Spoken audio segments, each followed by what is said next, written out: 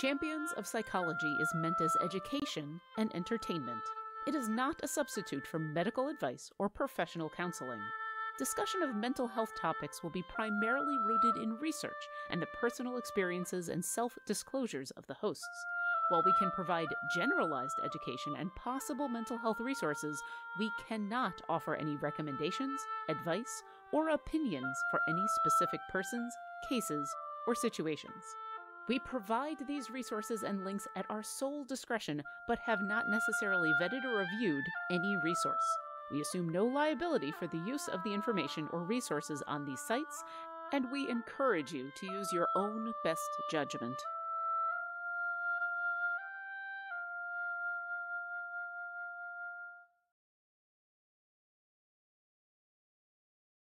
Hello, and welcome to Champion Psychology, a show with the goal of openly talking about mental health and gaming, presented by Codename Entertainment and TakeThis.org. We have a little bit of a change up this week, so I'm going to change up the thing before I stumble over my words at all. We have a guest with us this week. We have our normal co-host, Dr. B, Raffael Boccamazzo, Dr. B for long Italian name reasons. And we have a special guest, Vee Mus'e. You're not Mitra. No, we went over this. She's not Mitra. That's the other friend, sweetie.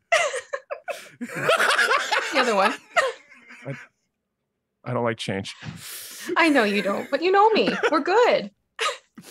I'm one of your hosts, Treavor Bettis. If you have any questions about the topic or anything else, please put them into chat with question: and our awesome mods, Jordan and Martin, will grab them, put it into a text doc that I will ask them at the end of the show. But yeah, Vee, hello. Thank you for joining us today. You're very welcome. I'm excited to join. And yeah, we thought it would be I mean, this is a great topic to talk about because it's about creativity, and you are massively creative. But then we put in the extra little fun thing of self-criticism. Because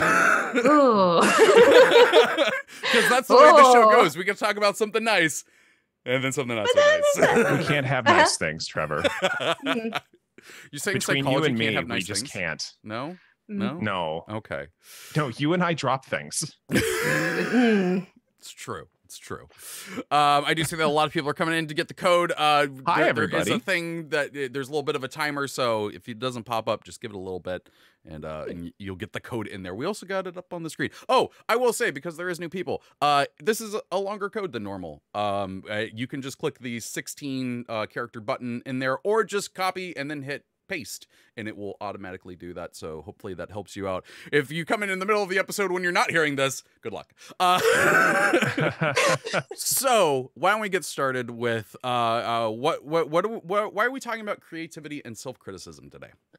Well, because they often go hand in hand. Self-critic. It's interesting that we often talk about self-criticism, self-doubt, and all of these things like they're a bad thing, but they are an important part of any creative process, and actually any just process in life. The ability to say, hey, this one ain't good, I can do better. Mm-hmm. But there's a lot of different misunderstandings around self-doubt, self-criticism, and we've even got a lot of different terms for them. We hear the term imposter syndrome a lot, which actually that is a very, very, very specific kind of self-doubt. Have we talked about imposter syndrome? I think we have in past episodes. We've done so many things. I know we're up to show 58. It's so weird. Wait, we have a guest here. Oh no, she can hear us. But yeah, I mean, it's an essential self-criticism is an essential part of the creative process. And I think it's important that we talk about where that's healthy and where that's not. Mm-hmm. Absolutely. Mm-hmm. So well then I guess the thing to talk about is like, where do you want to start with this? Well, I don't know. I mean, I kind of want to, guess first. That's kind of where I want to go with things. Like what Vee, you do a lot of mini painting. I've heard. Rumor has it. And you do a lot of other really cool. What's that? I said paint and slay every Friday Pacific Standard Time, 12 p.m. And I'm curious, like for you, how do you experience self-doubt in the process of what you do? Because I mean, clearly you've got your own show doing this. You've had some measure of success. Yeah, it's a process that you're always going to go through, no matter how long you have been doing something. There'll always be that point where you're going to look back and be like, and I think for me personally, I had to sort of learn between what you're calling self-doubt. I now call it self-reflection, and interesting negative criticism of myself. They are two very different things, because for me personally, and this is even when I was back as a teacher, I have found that the word criticism gets people's hackles up right away, because we think criticism as a negative thing. So anything that has critique, criticism, whatever, people step back. And it was at that point where I started using the word reflection for myself and for my students at the time, where I started seeing people being more reflective as opposed to destructive in how they were looking at their work. So for me personally, once I started adopting the more reflecting on what I've done, looking at both the positives and the negatives in the process, that's where it helped me not get as caught up in the, I can't do it. What am I doing? What was I thinking? How could I have made this mistake? I should just start over again. And all of that negative talk that starts up in the process of, doing whatever it is that you're creatively bringing to life. So for me, that has been a huge factor, is changing my language in my process. I like that. Because it's, Well, one of the things I end up reminding myself a lot of the times when it comes to this stuff is there's a difference between critique and criticism and just being mean. Yeah. Like I've always found it perplexing. Like back when I was a single guy and I was going on them date naps, and there were always, I'd see profiles of people who are like, I'm brutally honest. Like that's a good thing. I'm like, why are you bragging about that? All you're telling me is that you don't know how to care for the emotions of others. There's ways of being honest without being cruel. Oh, there absolutely is. And I think for us, especially now in the social media sphere that we are all embodied in lately, it's easier to see the harsher and more cruel approaches to telling people what they think of the work you're doing, because, lovely things called algorithms like to keep those going, because those tend to get more hot reactions and responses. Yeah. God, we could do a whole episode about hot takes. You know what my hot takes are? I don't either, so that's fair. Yeah, I try not to I have to come up with a few. Yeah. Most of my hot takes are done for a joke. But no, I really like that, the separating those, because like they're like, even what you were saying, Dr. B, of like, critique and criticism, like one of the things that I do is writing, and one of the things that is good to do is to, get some critiques and whatnot, and find out, what you're doing is working and whatnot. Last year, Erin M. Evans was super awesome. She's like, hey, let me read your book. And I was like, but only last year. Erin's not awesome the rest Erin's of the time. awesome literally Erin's forever. awesome all the time. Yeah, like she always has been and always will be. But no, it was really awesome, because she was like, let me read your book, and I'll give you notes on it. And it was really funny too, because she was like, okay, what kind of notes do you want though? Do you want do you want me to just like say like if the grammar and the voice is good, or do you want me to do structural work on this? And I was like, rip this thing apart. Like I want to know everything that is wrong with it. And that's because with writing, I've been doing it for so long that I am to that point where I'm not sitting there doubting myself. It's just like, I will find out if this is good later, and then I will fix it. and so getting to sit down with her and, just tearing every part of the book apart was actually really good and therapeutic, where I know for some people that would be devastating. And so there's this difference of like what is critique and what is criticism, I think, for a lot of people. Yeah. But then there's also the self-criticism that you're doing to yourself. So do you think that those align? Like hearing criticism from someone else you're like, oh, okay, that's a really good point. But if you thought the same thing to yourself, would that possibly be more devastating? I mean, what's the 2-word answer that we like to give around these parts? Well, I only know one, which is depends. It depends. Yeah. I mean, it depends. You know, for some people, especially if they've got like really terrible self-esteem or a really terrible self-image, these sort of criticisms from other people, even if it is in a supportive way, that is seen as confirmation of perceived reality. And you know, for some people, you know, that's going to be absolutely devastating, especially if what you're looking for is validation only, because that is not an effective way of getting validation, of having people critique your work, because something's going to suck eventually. Right. Yeah, very much so. That's honestly, whenever people ask me, how'd I do with my mini, or how'd I do with this project? I'll be like, well, do you want me to give you some guidance, or do you want my reaction? And they're two different things. Like I will look and be like, you did a really great job. I like how you did this, that, and the other thing. But if they say they want guidance, I'll start with that, but go into maybe next time try this, because you might find it does that for you. Yeah. It's a very different path between, you know, criticizing someone for the work they did in a negative connotation, as opposed to guiding someone with what you know would help them for the next go around. Yeah, absolutely.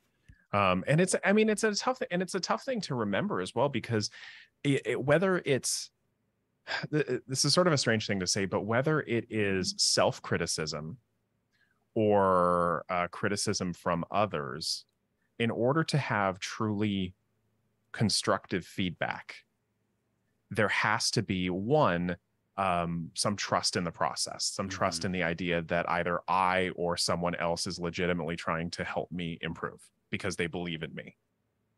And self-criticism without self-belief is just destructive. You know, as an aside, one of the things that a former choreographer, because I used to do a lot of local musical theater, community level stuff, and one of our choreographers used to say when we would look discouraged, because she was nitpicking stuff all the time like it wasn't her job.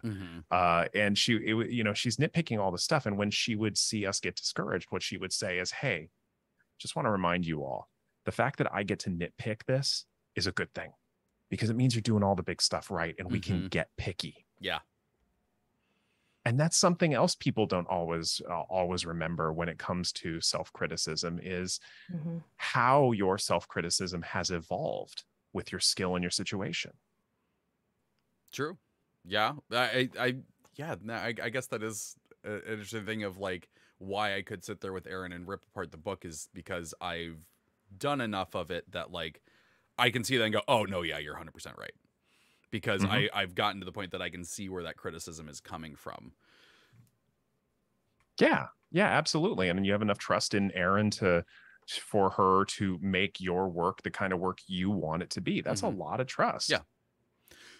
So I guess where I want to go with this now is like, why is this something that happens for a lot of people when it comes to creative things, where like immediately they just attack what they have done?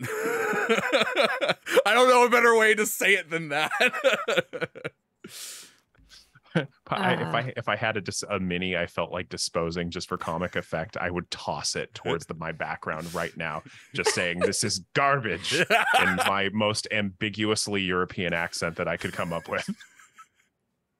I think a lot of it has connections to the ability to compare your work to other work around you in similar threads.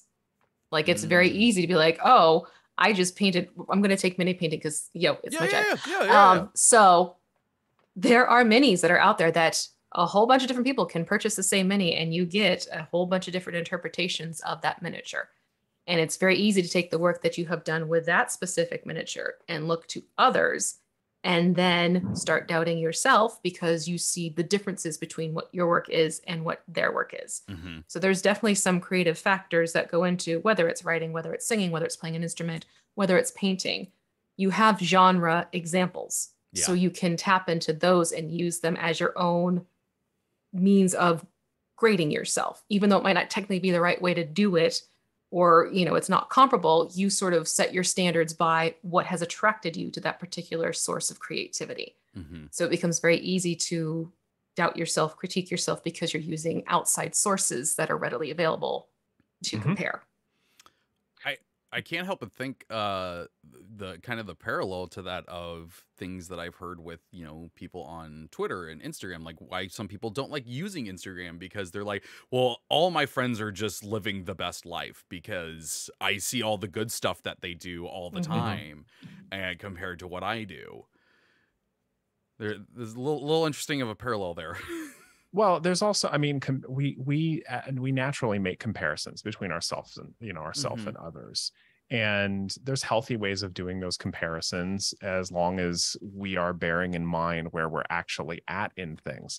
Like I am not as good of a mini painter as some of my friends, despite the fact that I have been doing, you know, as a fairly casual, well, casual-ish, but somewhat serious hobby for, you know, 25 years. I will never be as good as some of my friends, and I'm okay with that. Yeah. You know, some people just have talents that other people do not. I can also look at my, you know, the stuff I painted in high school and the stuff I paint now and go, well, there's some improvement there. Hey, look at that. I learned to paint white in layers as opposed to dipping the mini in white and obscuring all the details, or just taking the fattest brush I can, kind of make it opaque. Make it opaque. Yeah, no, that is true. And so why do we do that though? Like, why is that why do we see something else and immediately compare what we do to it? God, if you can actually, I mean, there's a lot of different theories on that. I mean, we want to compare ourselves. There's a lot of different ideas about that. Evolutionary psychology might say one thing, though. I mean, evolutionary psychology is all post hoc analysis, and we can't really confirm it. So, I don't know. But you know, we like to know where we stand. We like to feel special. There's a lot of different reasons. The motivation for self-comparison is going to be different for each person, and that's an important factor in that. Why am I comparing myself to others? Because I want to feel worse than I already do, because I want to admire someone else's work and try and improve upon that. Because I mean, it really is as varied as we are as people. Okay. So because I know this is something that, like, we're talking about, but like, this is absolutely something that people do struggle with. This can lead to not doing stuff. Where, like, for instance, for drawing is my thing. I wish I could draw so bad. Like, all throughout when I was a kid and everything, like, I'd always have, you know, a sketchbook with me, and I would try to draw and stuff. And there was 1 month in 2010 that I could actually draw, and then it completely went away, and I don't know what happened there. It was very strange. It's really, I have one sketchbook where, like, there's a bunch of really good art, and I'm just like, oh my gosh, I did that. And then the next page is trash, and I just stopped. And so, like, that's the thing with me, is that, like, I'm constantly, whenever I try to get into that mood again, like, okay, I'm trying to teach myself how to draw again. I start doing it, and then I start comparing it to everything, and I'm like, I'm not to the point that I wish I was already, and then I just give up because the self-criticism is so strong there. So, like, I can recognize that, but, like, how do we normally recognize when self-criticism is there and what it's doing? Well, how do we notice self-criticism is there at all? Well, yeah, like, one of the things we have in the notes is, like, how do we know when it's self-criticism? You know, let's talk about self-criticism and the fact that I didn't finish that sentence. Let's talk about owning up to one's mistakes. And that was a half-typed sentence that I got distracted by something else. What? Someone with ADHD getting distracted? What? Shush. I won't hear of it. So what was the full sentence then? How do we know when self-criticism is too much? That's what the Yeah. full sentence was gonna be. Yeah. Okay. There we go. Well, then There we go. I rephrase to, how do we know when self-criticism is too much? Well, I don't know, V. It What do you know? starts- Like, how do you know what your limits are? When do you know when it's being productive and when it's not? It's productive when you're able to look at what you are saying, reflecting on, and realizing, okay, so you have just said, I don't like the color. And you can ask yourself a question, why? Because it's this. If it's something where you're criticizing yourself to the point where it's just statements you cannot question for yourself to see how you can improve upon it, that's when it starts becoming an impediment because it's not helping you grow. It is becoming this wall of just doubt of yourself. You know, if you say things like, this is gross, this is stupid, this is amateur, and you don't go beyond and explore those, that's when your self-criticism is becoming detrimental to your process. If I go back and say, this color combination isn't right, then I can be like, okay, so I know next time, don't put these two colors together. Maybe try this and this next time. If it's something like, I don't like the gradient here.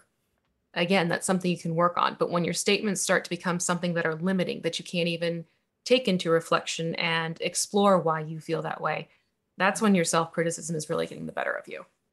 Well, you're talking about something we've talked about before on the show, and that's global labels versus specifics. Yeah. Now we usually talk about that in regards to like our own behaviors, because, you know, if I am basically a lazy person, that's hard to fix a stable global label and personality, you know, concept. If I have a hard time being motivated for certain tasks, then that's a different matter. That's fixable. And what I'm hearing you say is the same thing, that specifics about your creative works, whatever they might be, those are fixable. But this sucks. It's kind of hard to fix that. Yeah.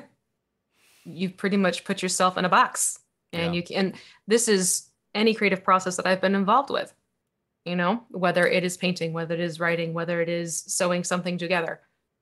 When you hit that point of this limiting statement, that's where you get into trouble, because you can't move past it. You have to either get someone to step in and help you talk through it more, or work through it, or see what their perspective is, or you're going to put that project to the side and be like, I'll deal with it later, because you get to a point where you don't want to have to keep thinking about it and you don't know how to fix it for yourself.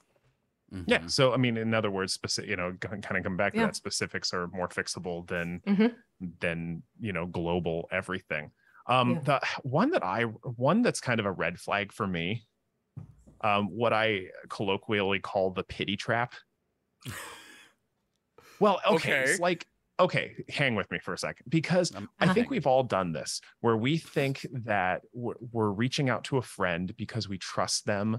And creative works can be a vulnerable process, especially if we're trying something new and different. And we reach out to that friend, we try and see what they think about it, and they say something good. And then in the back of our mind, we're like, yeah, they're just saying that because they're our friend. Oh God. Yeah. Because they pity us, because they don't you know, and then it happens for some people, it happens over and over and over again. It's basically mislabeling people's intentions.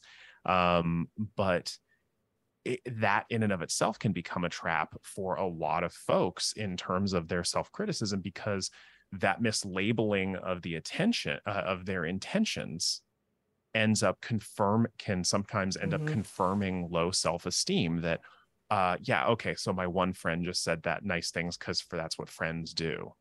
But these 90 different friends all said nice things because that's what they're supposed to do, forgetting the fact that some of those friends care enough about you to actually be helpful and have been critical of your work in the past in constructive ways. Yeah. Or some of those friends have businesses to run and they don't hire you out of pity. True. I have gone to V on several occasions when I've tried something new, and sometimes they didn't work out. And I knew I would trust V to be kind but honest. And, you know, some people just don't recognize that in their friends. And that in and of itself can become a, you know, confirmation of whatever we have in our brain meets, I rain no good right now. Remy. Word finding. Inside thoughts. No, the ADHD meds no kicked in yet. Okay. I wish I had a shirt that said that. I could just point to it. Yeah, no, the pity trap though, I like that because yeah, like there's been plenty of times that I've done stuff with that where like earlier on into writing, I put out a short story and like some of my family read it and stuff, and they were just like, "Oh, it's really good." Like it felt like an episode of The Twilight Zone. And in my head, I'm just like, "Yeah, you're just saying that. I'm not gonna listen to any of this."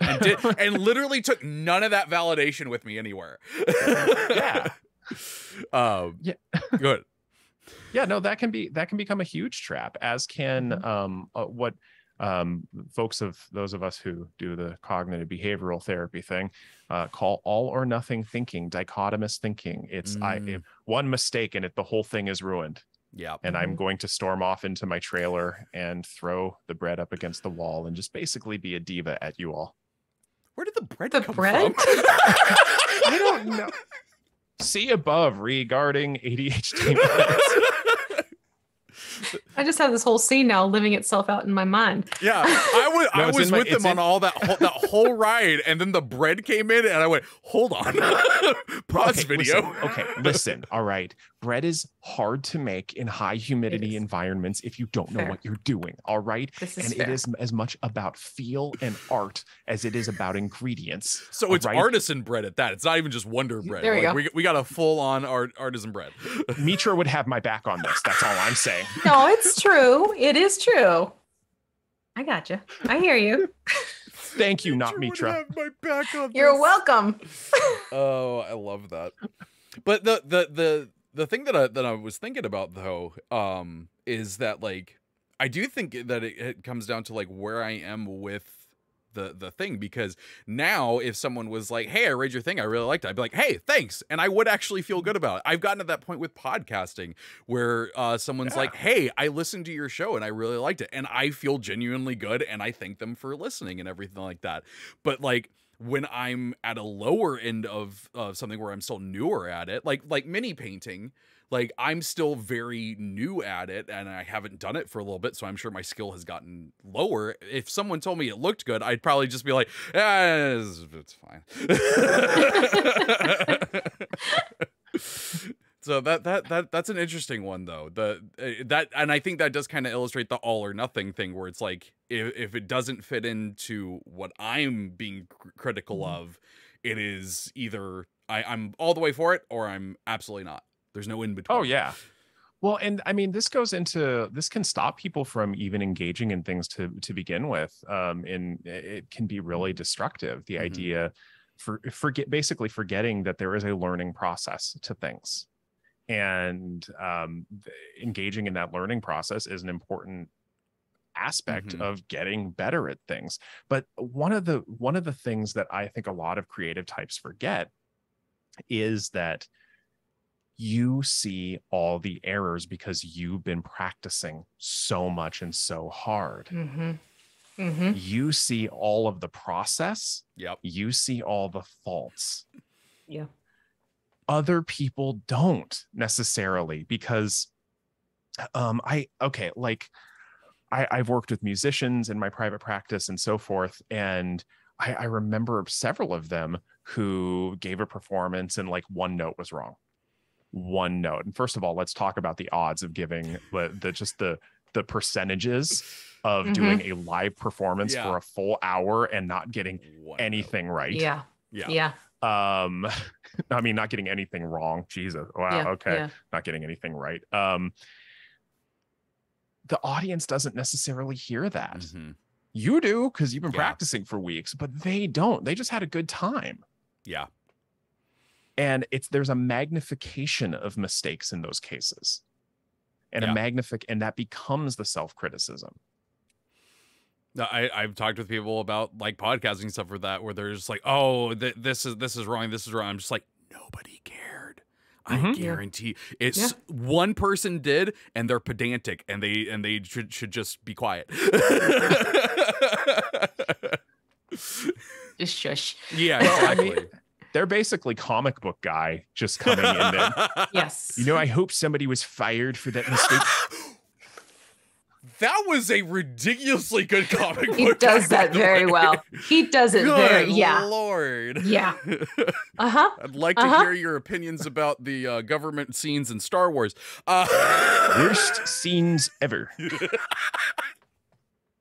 Okay, so we're a little late to taking our break to remind our viewers and listeners of our disclaimer. So we're gonna take a quick break to do that, and then we'll be back to talk a little bit more about self-criticism and creativity.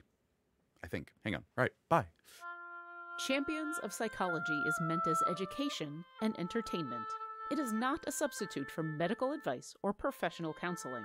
Discussion of mental health topics will be primarily rooted in research and the personal experiences and self-disclosures of the hosts. While we can provide generalized education and possible mental health resources, we cannot offer any recommendations, advice, or opinions for any specific persons, cases, or situations. We provide these resources and links at our sole discretion, but have not necessarily vetted or reviewed any resource. We assume no liability for the use of the information or resources on these sites, and we encourage you to use your own best judgment.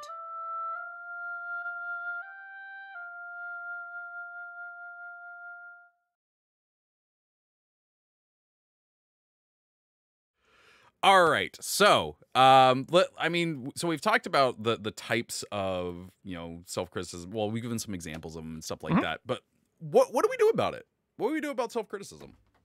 Never try. Jesus. That's what Oh, no. Wow. That got bleak fast. V, any advice from you? If you find yourself at an impasse with something you're doing creatively, walk away from it for a little bit. Give yourself breathing room, because it is very easy for those brain gremlins to start multiplying and build upon themselves. And suddenly they're having a party and you weren't invited. I mean, it's your fault for throwing them into a pool. So exactly. Couldn't have fed them after midnight. That's all I'm saying. Yeah. I've worked with many people who were doing something creative and they got themselves to the point where it wasn't turning out the way they wanted it to. Yeah. And I have literally told them, like, okay, put this away. Give yourself a day, a week. Sometimes it was even a month. Like, it was a creative process with one of my students, like, put this piece away for a month. We'll come back to it in a month. And then you can look at it with fresh eyes. Mm-hmm. If you are at the point where you truly cannot get past the negative self-talk and the, constantly down on yourself, that is not something you should put your efforts into at this time. Mm-hmm. It is okay to walk away from something and then come back to it later. There is no, there's no one saying like, hey, this has to be done at this particular time because this is what we've said. Creative processes are things that can pull together in their own time, at their own pace, and you can walk away from them and come back. It doesn't mean that you broke your creativity. It just means you're focusing your creativity elsewhere. Yeah, absolutely. Mm-hmm. One of the first really good pieces of writing advice that I got was at a Neil Gaiman panel. Someone asked him about writer's block. And, I think everyone's familiar with the joke of writer's block and whatnot. And he was straight up just like, I don't think it exists. I think you get stuck, and I think you have difficulties with the story, but you could go to something else and start writing. Therefore, you're not blocked. You're just stuck on that one thing. And the example he gave was Coraline, which, it was made into a movie, made gangbusters, and is really well loved. But the book of it, he started writing it, got stuck, put it away, and I think he said he came back 5 years later or something like that, and then looked at it again and went, oh, actually, I see exactly what I need to do here. And then finished the book, put it out, and, rest is history. That's cool. Yeah, no, I definitely think the walking away is a really good one, because you're just going to sit there and be frustrated otherwise. Yeah, I mean, putting distance between you and something can be helpful. Another thing one thing I like to think about is, can I find anything good in this? Mm-hmm. And I don't mean in a sort of toxic positivity sort of let's play the glad game kind of thing. But I mean, if there's a signal, if there's a sign to me that self-criticism has taken over more than anything else, it's that what V talked about earlier, it's that global labeling. Well, this just sucks. Mm-hmm. And I can't find anything good about that. Like if we're going back to mini painting and I'm looking at a mini I do, and I'm like, oh, I was trying for kind of a glowy thing, but that didn't work right there. But man, I really love how I did the basing. That is such a different perspective. Yeah. And this sucks, and this sucks, and this sucks. The whole thing sucks. I'm awful. Yeah. If I can find anything good about it, and honestly believe that I did an okay job with something, that's a good sign I'm still in a reasonable headspace for self-criticism. Mm-hmm. Yeah, absolutely. Yeah, I mean, the thing is that if you, for a lot of things, I'm not going to put this in a global thing, but like there's a lot of things that like if you just do that, then you did walk away not learning anything. And the point of doing these things is to learn something and to get better at it. And so if you don't walk away with that, then you should look at the things that you did well and go like, hey, I did this well, and I now know what I need to do better for these. Learning process. The other thing I often talk to people about is learning to see the incremental improvements, which is really hard to do. Yeah. An example I really commonly use is, okay, let's say you go to a family reunion.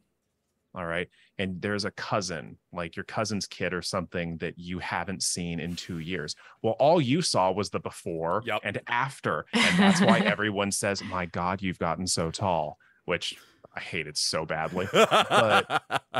But you don't see the millimeter by millimeter changes that occur in the, that kid's growth process. You just see the before and after. And it's the same thing with a lot of our activities, especially if they're really time consuming activities like mini painting.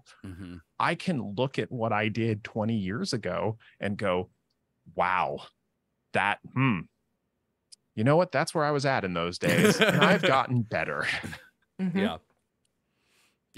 So looking at those measurable incremental improvements, that's huge. Yeah. I mean, it's why I will say, don't repaint your first mini. Yeah. Don't get rid of your first piece of writing. Don't erase your first performance. Keep all of that, because then you can actually go back and look at your first and look at your present, and you can see for yourself the growth that has happened. I did that recently. I had to actually go back through the first podcast I recorded in my car with terrible audio. And I sat there, I was just like, I put this out on the internet. That was one of the few times where I've just like, oh man, I've actually gotten better at this. Okay. So yeah, I full-heartedly endorse what V said there. Hold on to the first thing you did, because it's a great benchmark for where you're gonna go. So I do want to get go. Yep. Well, two other things I want to throw out there. One is consider the people you're comparing yourself to. Because when you're starting out and you're comparing yourself against what you consider often other people starting out, or you compare yourself against professionals. Yeah. And those are very different forms of comparison. And if you're hanging out with people and everybody's doing this together, the odds are as you improve, other people are improving too.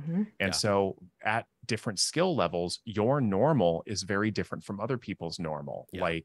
And it doesn't matter what creative thing you do. The other thing is I put together a physical feel-good file of things I'm proud of. And I have both an electronic copy and I have a physical copy of things I've accomplished that I'm proud of. Maybe it's a compliment from somebody that meant a ton.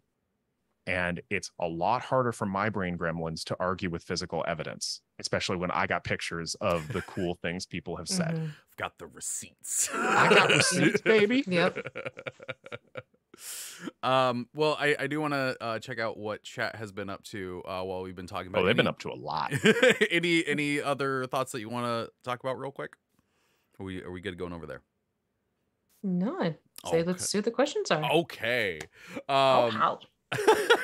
So this is from iSelfie. Are we talking about mini painting? A little bit. At times, yeah. As examples. Just here and there. So this is the next one is from Nollis Aaron. Question: how do you all get through stonewalling yourself? I've tried to write stories through the years, and one of the biggest problems is my self criticism, causing me to constantly constantly rewrite to the point of getting writer's block and giving up. I have a piece of writer advice. This isn't all encompassing for everything, but I have a piece of writer advice for this, which is open up a document that isn't your writing. And as you are writing, make a note of everything you want to change. Don't do it. Make a note of everything you want to change and then keep writing like you made that change already. This was a piece of advice that I heard on Writing Excuses from Mary Robinette Cole, and it literally helped me write my first book. Because I just had that open and I could dump all of the thought things in there that I wanted to change later. And then I just kept going like I'd already made that change and I finished a book. So that is my piece of advice for writing. But as far as stonewalling yourself for just in general when it comes to self-criticism, what do y'all think? Well, I want to be pedantic for a second. Mm-hmm. I got confused when I heard that question because for mental health types, stonewalling is a very specific thing.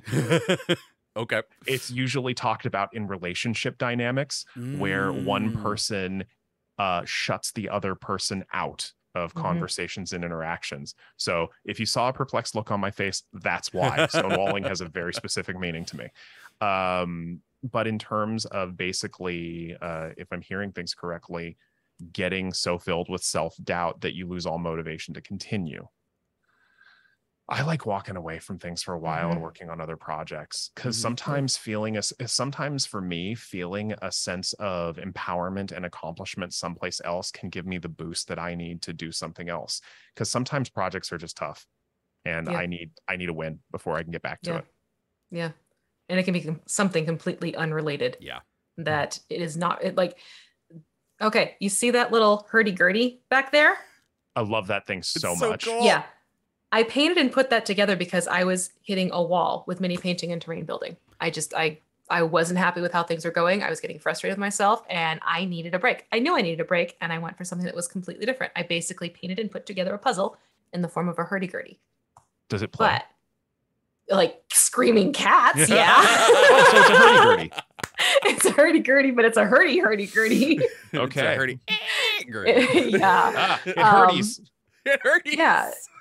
It hurties but it was enough of a change where like I still had an outlet for creativity doing something different, but I was able to turn and look at that thing like, I did that. That's pretty cool. And because I got that boost of, positive validation for myself, I was able to turn back around like, okay, now I can go back to this mini that I have been struggling with for the past month and see what I can do to adjust course. Because I've had that mental break, because I'm not sitting right on top of it and just over analyzing it and fixating. Yeah. And sometimes if you've got somebody trusted, someone you trust a ton, and there are only a couple people I trust on this level with my creative works. Get one of their thoughts on it. And there's a lot of times where they will look at something I'm doing and just kind of go, oh, you're really stuck in the weeds, aren't you? And there I am, in that metaphor of the forest versus the trees. I'm looking in the individual cracks in the bark and I'm going, why is this not progressing? Sure. And then they're like, yeah, dude, you got all this stuff to work with that you're not looking at. I'm like, Next question is from Reaver01. Question, when can we recognize cases of overbearing self-criticism in comparison to unwarranted cases of professionalism / unfulfilled ego, if possible? That's a really good question. Thinking about that for a second here. I will just say some things that I'm saying right now to fill some time, and those are some good things that you're saying. I am saying some good things. I am saying some great things. Those are some great things. Otherwise, if I don't say this, I'm gonna have to edit it out later. But because people listen to a podcast, will be like, "Did my phone turn off?" Oh no, I got to turn off. But, okay, so here's my thought based on my understanding of that question. Self-criticism can be a process and performance improvement thing. Okay. I was going to say performance improvement process improvement process, but I'm the, president of the Department of Redundancy Department. So, if you're looking at in terms of specific improvements, that's very different than need fulfillment. At least for me, obviously if this is an ongoing thing that you are struggling with, talk to a mental health professional who can help you, work through these weeds. But for me, that's often the case. Is this a question of unfulfilled needs, or is this a question of process improvement? And that's a delineator for me. Okay.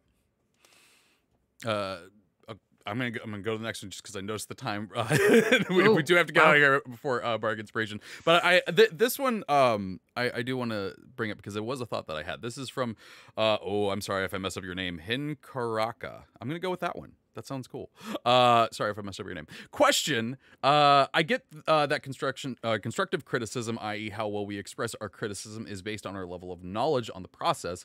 How much is this related to us being too general in our bashing of ourselves? The lack of understanding of the process cultivates the lack of preciseness in expressing it, so it boils down to this is just trash. And this was actually a thought that I did have while we were talking, is it possibly the reason why I'm better with self-criticism in writing is because I understand the process of it better now than I did back then? Yeah, sure, why not?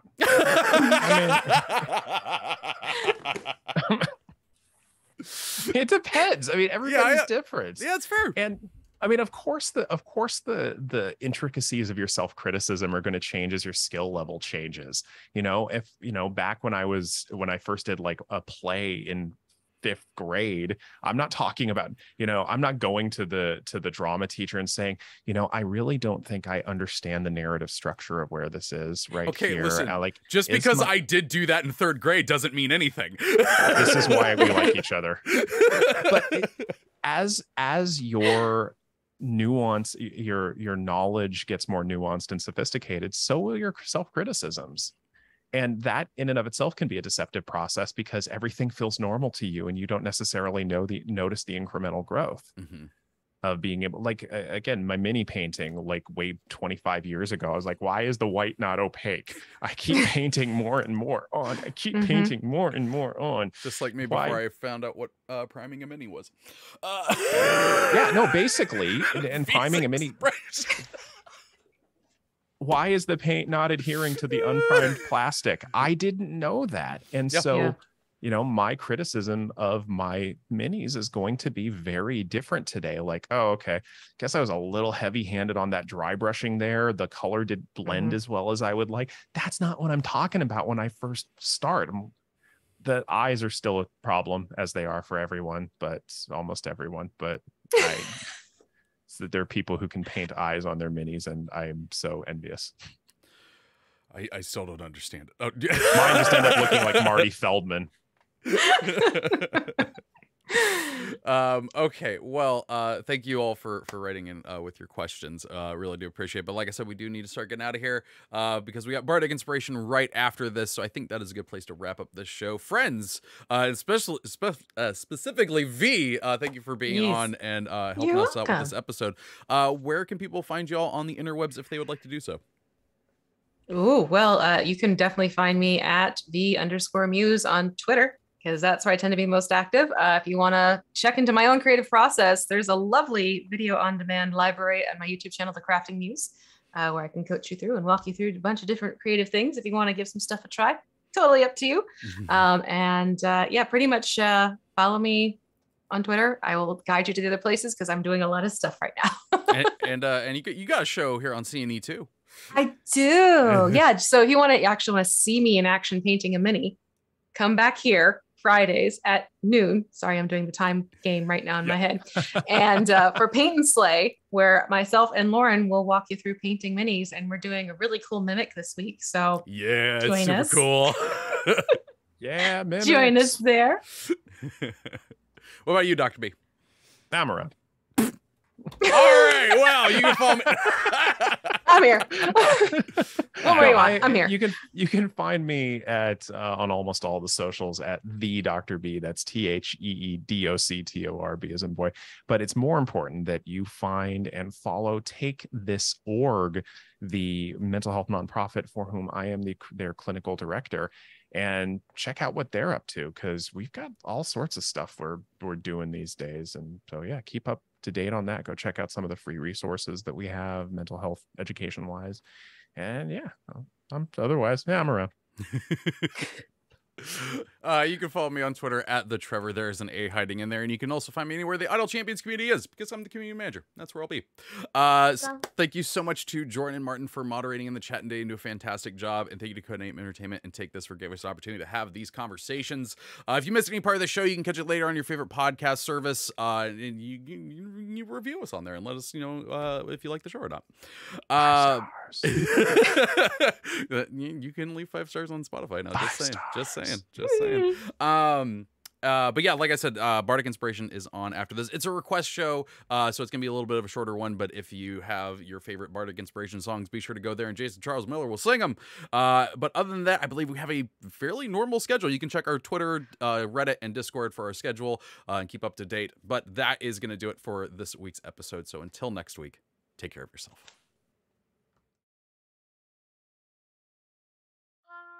Champions of Psychology is meant as education and entertainment. It is not a substitute for medical advice or professional counseling. Discussion of mental health topics will be primarily rooted in research and the personal experiences and self-disclosures of the hosts.